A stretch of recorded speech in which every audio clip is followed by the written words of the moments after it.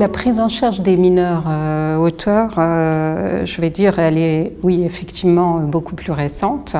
Parce que, bon, déjà, la prise de conscience du phénomène des violences sexuelles est tout de même assez récente dans notre pays, et s'intéresser aux auteurs a été un domaine qui a dû aussi émerger au fil du temps.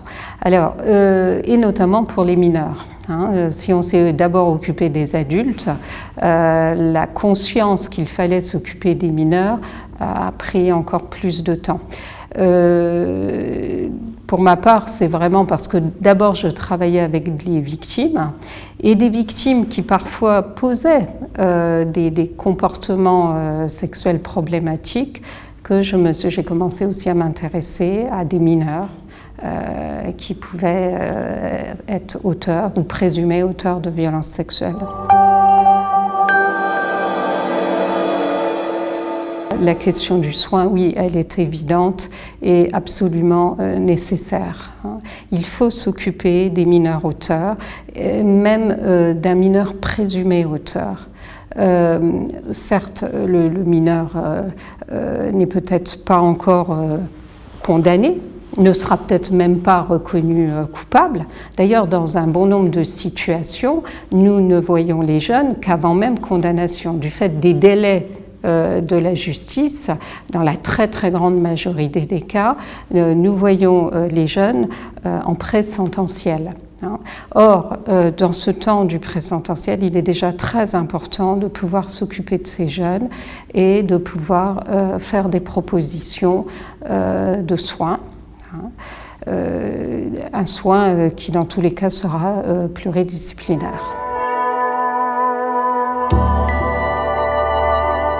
L'accompagnement, il doit se faire, je le disais, de façon pluridisciplinaire.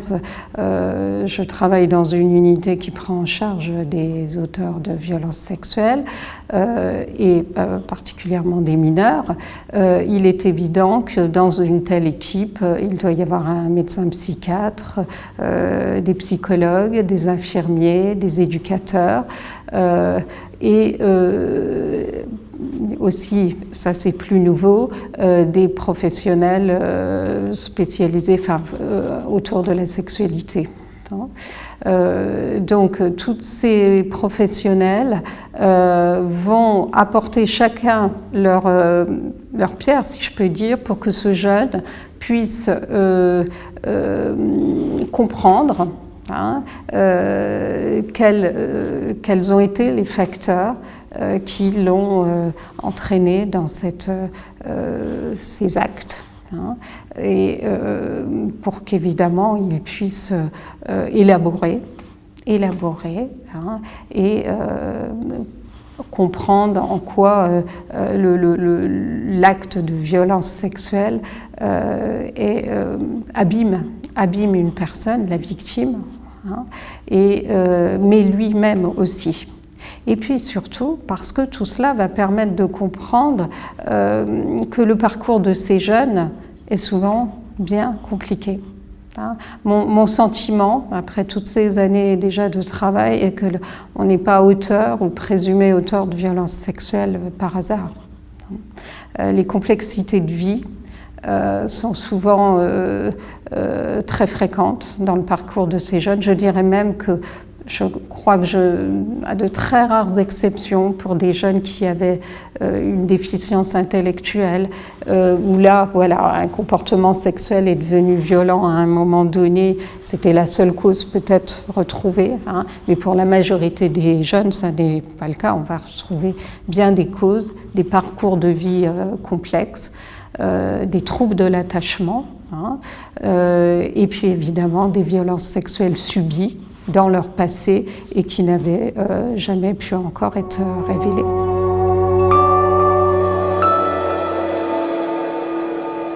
En France, je pense qu'on peut le dire simplement, les professionnels ne sont pas encore suffisamment formés au repérage, au dépistage des comportements sexuels problématiques des enfants, mais aussi des conduites sexuelles à risque des adolescents qui sont déjà dans des processus de violence.